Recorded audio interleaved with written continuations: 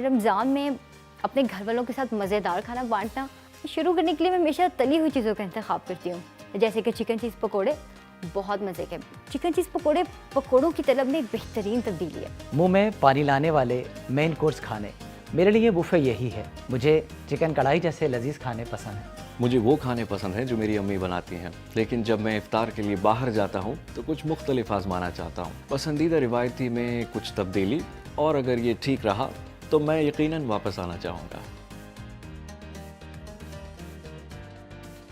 मैं इफ्तार में पेश किए जाने वाले रवायती मशरूबात की मदाह नहीं। ये आमतौर पर बहुत ज़्यादा मीठे होते हैं और मेरी भूख को और ज़्यादा बढ़ा देते हैं। मैं इस चीज़ को तरजीह दूँगी जो फरहत बख्श, खुशगवार और चीनी के जाती के बगैर हो। कतारें। मैं अपना रोज़ा अफ्तार करना चाहता हूँ, ना कि कतार में हमेशा इंतज़ार करना। ये शायद अजीब लगे, लेकिन एक अच्छी तरह मुनज़्ज़म किया बुफे ही मुझे वापस आने पे कायल करेगा। इफ्तार मेरे लिए वाकई अहम है, लेकिन एक वसी पैमाने पे फैला बुफे जो किसी कूड़ेदान पर इख्तिताम पजीर हो, उसके मुकाबले में मैं कुछ बेहतरीन खानों के छोटे इंतखाब को पसंद करूंगी।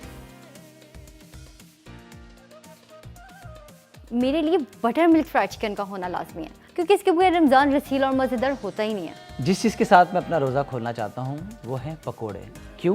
क्योंकि ये हल्के होने के साथ साथ तसल्ली बख्श भी हैं और इसका जायका तेज़ नहीं, लिहाजा मैं इसके बाद आने वाले खानों का मज़ा ले सकता हूँ। अगर मुझे वाकई इंतखाब करना हो तो वो हैं समोसे और कोई दूसरी तली हुई चीज़। मुझे अपने दोस्तों और ख़ानदान के साथ इकट्ठा होना अच्छा लगता है, और ये एक डिश है जो हम सबको बांटना पसंद है। रमजान में जब मैं सेहत बख्श खाना चाहती हूँ तो कुछ ऐसी फिलिंग्स की तलाश करती हूँ जो ग्रिल की हुई हो और हल्की हो, जैसे कि चिकन टिक्का रैप या सैंडविच।